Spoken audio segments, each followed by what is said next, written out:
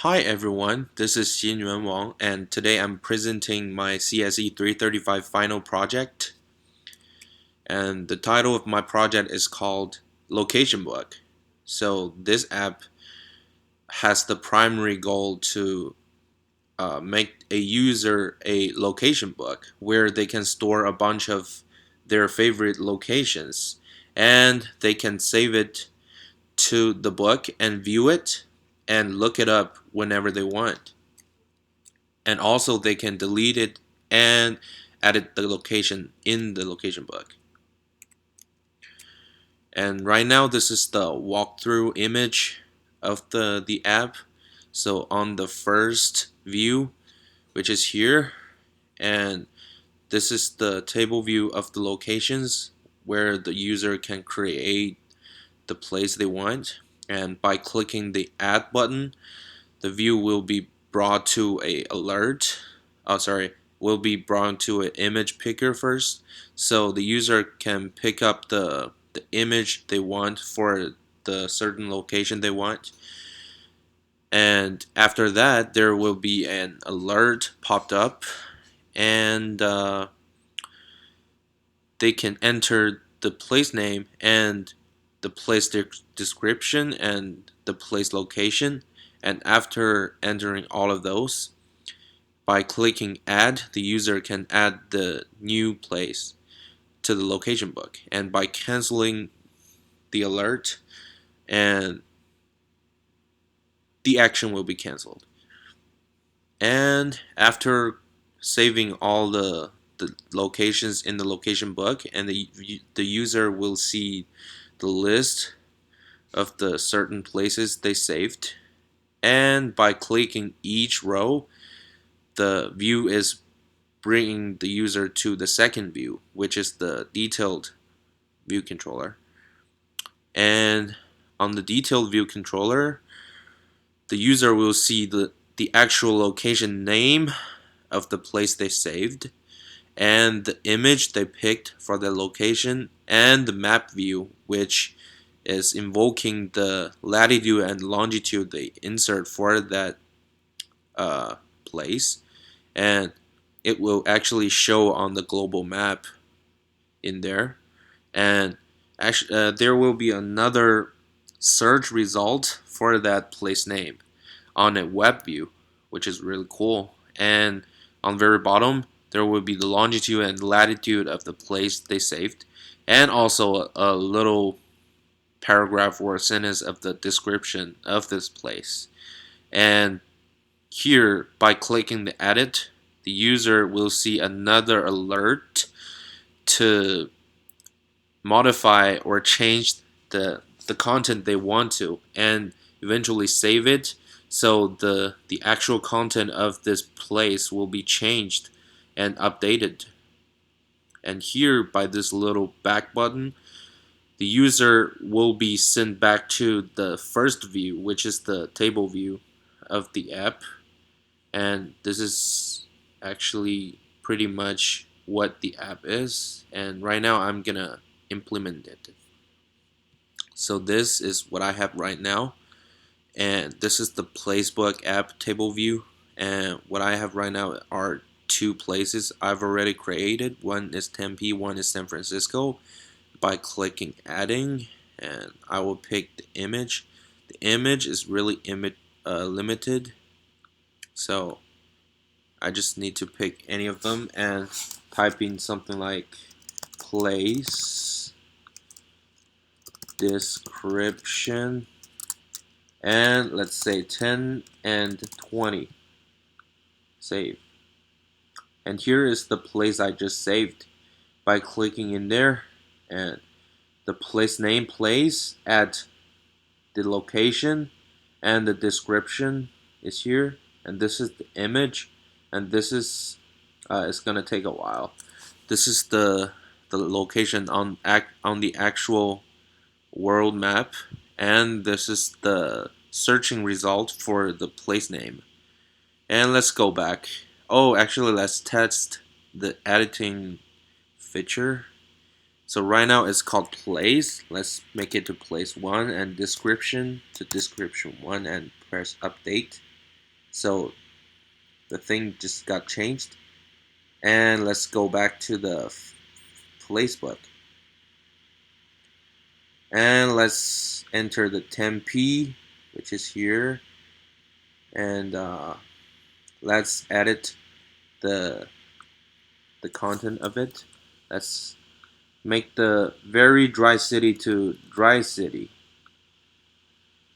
Okay. And let's go back to it and re-enter it. So right now it's called hot and dry city. So this is pretty much about the walkthrough. And let's go to the class diagram. So right here is the core data applied within the actual class. Here is the location name, location longitude, location latitude, and this would be the first view, which is the view controller, and the table view controller too. This will be the first view, and this detailed controller will be the second view.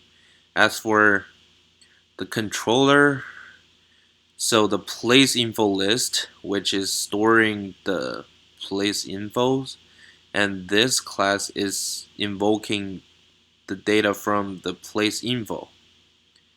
And this table view controller is invoking the place info list. So this is pretty much the whole application and the diagram of it. As for the MVC diagram, so the model is actually the core data, which is storing the place infos, and the controller will basically process the interaction between the model and controller and the view between the view and controller. So the controller actually kind of assign command to model, ask it to notify the model about the place info has changed or the map location computed, and the model will compute and update the new location or new place data to the controller, and the controller uh, will affect the user action by the user action tapping control buttons, view navigation controls, and view edit cell info. It's gonna update the view to the user, and the controller will take the user's action to assign new command to the model. So this is such a perfect structure for an application. And for this application, the capabilities and the limitations are presented. So the capabilities is this app generates a readable and well-organized table view of a series of locations. So this app actually displays the list of the places the user just saved, and is really readable and is very well organized. This app also stores the location entered by users into the database, which is persistently saved. And even though you close the app, the core data will be always there, unless you change it within the app. And it is very easily updated and secured because of the MVC's the structure. And the limitation is that not enough information can be input in each location. That means you can't put all the information and details for your favorite places. That is kind of bad. And the image library, as we just saw, the image library has very limited pictures to be picked. So if we want to put some fancy image, that's not gonna happen. And the lesson I learned by doing this project, So to make a project, you better invest a lot of time and put a lot of effort in it by designing and planning. So that's actually giving you a bigger picture of the project before you actually start doing it.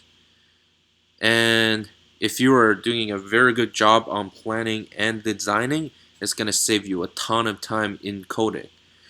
And for the core data, it's a very useful function to store data within an app since it's not going to delete it by itself or be modified even if you close the app.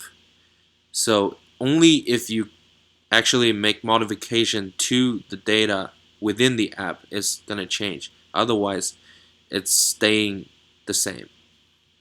To make a good app, we should start thinking at the user's requirements. That is pretty important too, since if you know the user's requirements well, then you can make an app to satisfy them. I think to improve for this class, since many students in this class could be having zero background of Swift language, so I think there should be more in-class coding lab days. And just to walk the student through how the codings in Swift works, and yeah, and walk through coding process more within the class. That means just to show the student how the coding works in Swift, just so they will have a better idea how Swift works and the difference between Swift and other common programming languages. And I think more implementation of codes and answer questions will be good since we only learn the concepts or the the actual idea of coding in Swift, but we never implement a lot. And I think students will always have questions about everything. So if if there are more question answering, that would be pretty good for the student to succeed in this class and in Swift coding. That would be it. Thank you very much.